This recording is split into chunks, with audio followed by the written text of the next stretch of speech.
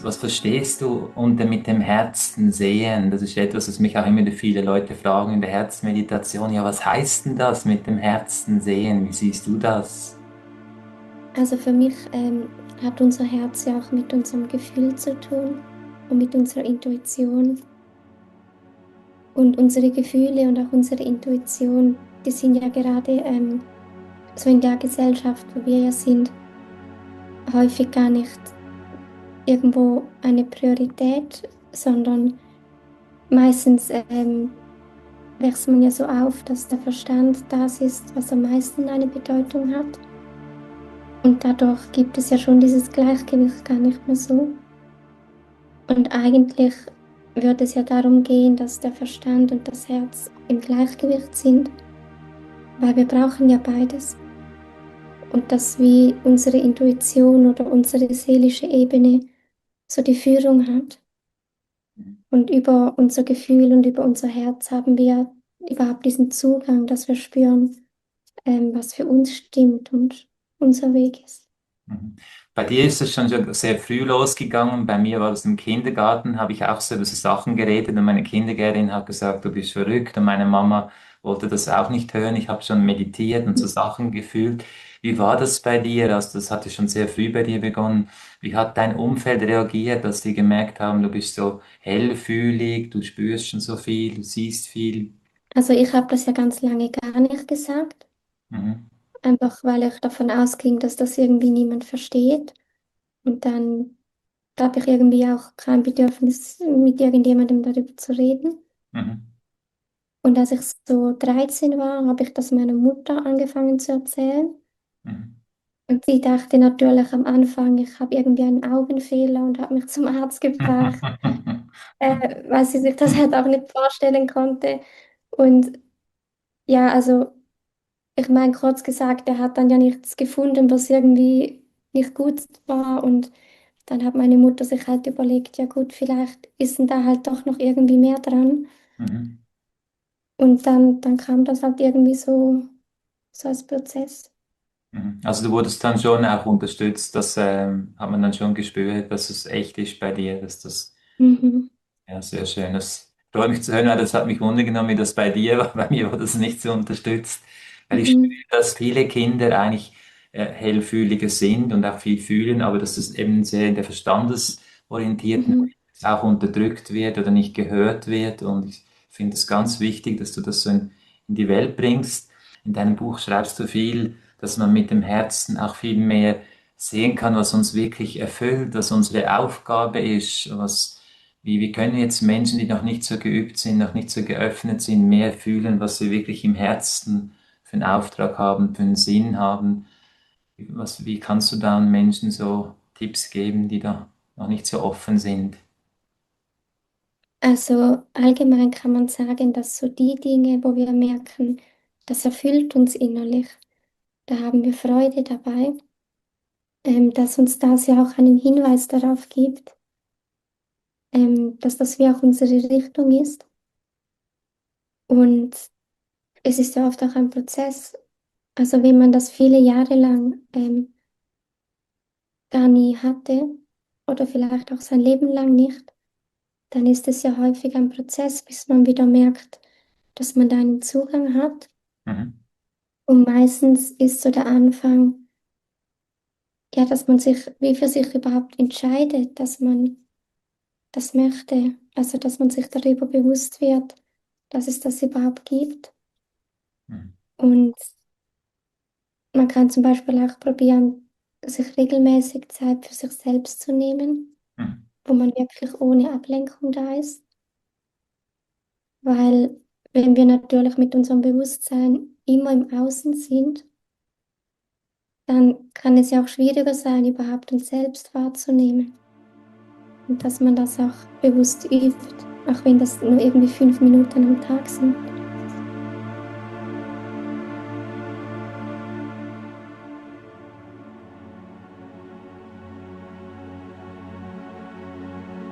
Jetzt, wie ist es Menschen, die in dieser Welt einfach noch so getrennt sind, die sich noch nicht so verbunden fühlen, eben mit dem Herzen, auch mit sich selbst, auch mit der Essenz, mit dem Göttlichen? Was hast du so gemerkt oder siehst du, was hilft Menschen, damit sie mehr aus diesem Getrenntsein herauskommen, wieder mehr in die Verbindung kommen, in die Verbindung mit dem Licht, mit dem Bewusstsein? Also schlussendlich ist es ja die Liebe, die uns mit allem verbindet. Mhm. Und das ist natürlich schon etwas, was oft nicht mehr so ganz da ist. Und weil viele Menschen halt auch ihr Herz verschließen. Und eigentlich geht es ja wie darum, dass man sich auch fragt, was hat man in sich, zum Beispiel auch an Blockaden oder an Traumas, die irgendwann mal dazu geführt haben, dass man das gemacht hat. Weil ich gehe davon aus, wenn wir nichts in uns hätten, was ähm, uns von unserem Herzen sozusagen wie abtrennt, dann wären alle Menschen von Natur aus mit ihrem Herzen verbunden. Mhm. Und dass das eben jetzt nicht mehr so ist, bedeutet für mich, dass da halt einfach vieles auch da ist, ähm, was sich mit der Zeit auflöst, wenn wir uns überhaupt bewusst werden, dass es da. Jetzt, du hast ja in deinem Buch ganz viele Herzbotschaften, also sehr viele Inspirationen. Hast du gerade so eine, die dir gerade so am Herzen liegt, wo du immer viel mit Leuten teilst, so eine Botschaft, die du gerade mit uns aus dem Buch teilen kannst, wo dir so spontan gerade so zu dir fließt? Ja, also ich finde in der jetzigen Zeit, dass es wirklich wichtig ist, sich wie nicht im Außen zu verlieren, auch mit all den Nachrichten und dass man wirklich schaut, dass man diese Verbindung zu sich selbst immer wieder stärkt oder beibehält, weil dann spüren wir auch viel besser, wo unser Weg ist und was für uns stimmt. Und es ist ja auch, dass in der Gesellschaft, da gibt es ja immer viele Vorstellungen, wie etwas sein soll und Erwartungen. Und wenn wir dann so diese Verbindung zu uns selbst nicht so haben, dann kann es sein, dass wir, ohne darüber zu reflektieren, einfach diese Vorstellungen und Erwartungen übernehmen und dann auch danach leben, uns aber selbst nie gefragt haben, ob das so für uns stimmt. Mhm. Und das macht einen großen Unterschied, wenn wir wie das von außen nicht mehr einfach blind übernehmen, sondern schauen, wie wir das für uns einordnen wollen. Jetzt, du hast ja auch in deinem Buch, also, und das finde ich wirklich sehr beeindruckend, von diesem neuen Bewusstsein, also redest du ja auch viel. Und was ist jetzt die Chance, auch die Einladung der Zeit? Was könnte für ein neues Bewusstsein sich jetzt zeigen? Also aus meiner Sicht geht es wie darum, dass im Kollektiv, ähm, das ist ja aktuell sehr auf Angst ausgerichtet und dass sich das irgendwann verändert und sich auf die Liebe ausrichtet. Also dass die ganze innere Haltung sich zu etwas Positivem dreht. Mhm. Und das, was wir im Kollektiv haben, das ist ja eigentlich nur ein Spiegel von all dem, was jeder einzelne von uns dann auch da hineingibt. Mhm. Weil wir Menschen zusammen bilden ja das Kollektiv, also von uns. Und darum kann auch jeder von uns da neue Informationen reingeben, einfach dadurch, dass wir uns selber verändern. Jetzt, wenn ein Mensch noch sehr stark in dieser Angst ist, eben Zukunftsangst oder Angst, Ängsten, was hast du für Erfahrungen gemacht? Was hilft Menschen, so aus der Angst mehr in die Liebe zu kommen? Also das ist ja ein großes Thema, gerade auch weil ja der Ursprung von Ängsten ja wirklich sehr verschieden sein kann. Mhm. Aber ich finde, es hilft nur schon, wenn man schaut, was hat man für Ängste Mhm. und welche von diesen Ängsten kommen eigentlich aus der Vergangenheit und werden jetzt in der Gegenwart einfach wieder hochgeholt durch gewisse Umstände. Aber der Moment, wo sie entstanden sind, liegt eigentlich in der Vergangenheit. Und dann gibt es ja ganze Techniken, die man danach machen kann. Aber es geht wie darum, dass man so diese Unterscheidung hat, dass diese Angst, die man gerade hat, ist die jetzt überhaupt berechtigt? Also macht die wirklich Sinn? Oder hat man das einfach irgendwann in der Erziehung übernommen? Oder entstand sie sonst irgendwo von früher?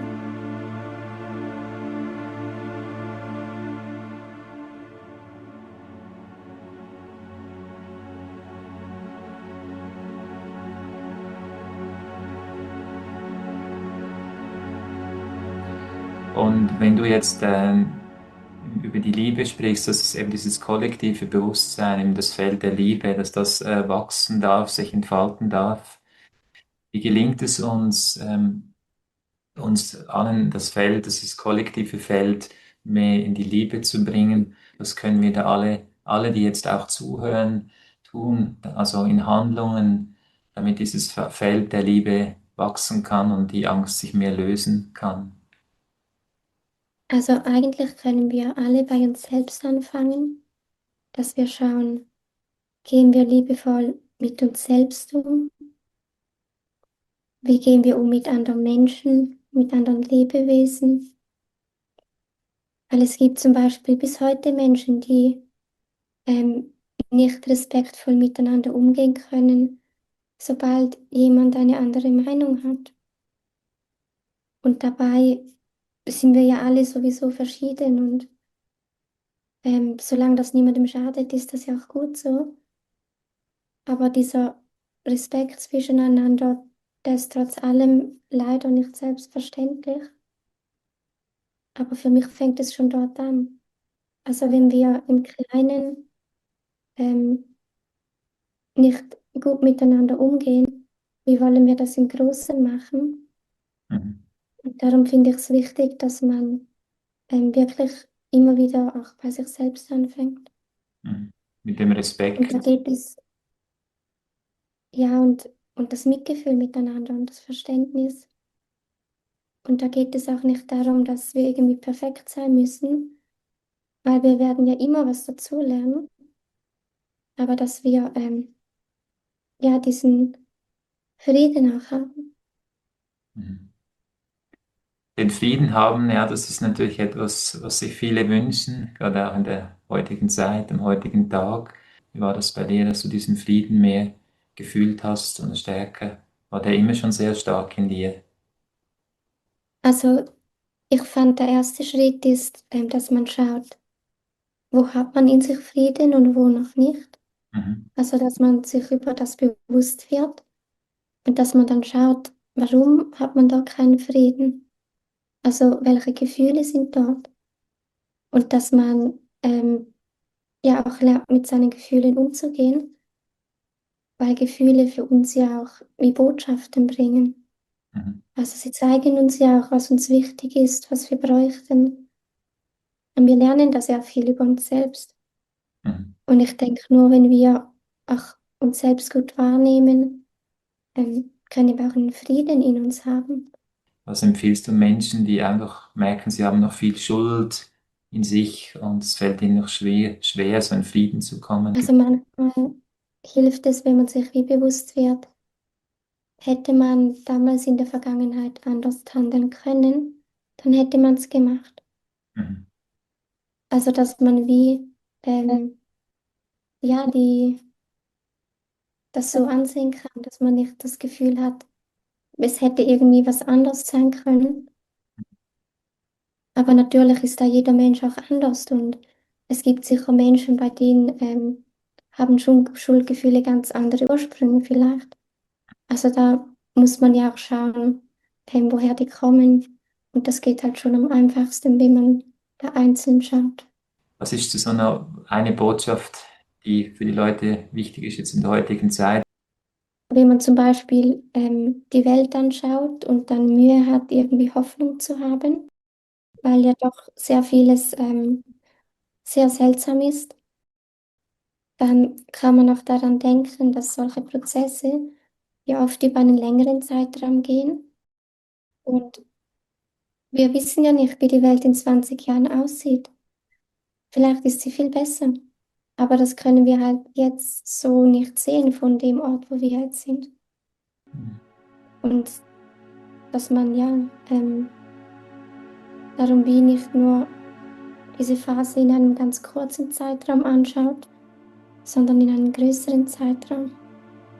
Und was ich so wichtig finde, das habe ich auch in deinem Buch so schön gespürt, dass man eigentlich so viel Gutes jeder im Herzen hat. Jeder Mensch hat auch so viel Gutes und dass wir das Gute auch wieder mehr in uns und in anderen sehen. Und ich finde, dass in deinen Botschaften hat es ganz viele Inspirationen, Gutes auch zu sehen in sich und auch in der Welt. Also nicht nur immer sich so von außen, von diesem Negativen mit dem zu beschäftigen, sondern das Gute mehr zu sehen und auch das zu visualisieren, es in die Welt zu bringen.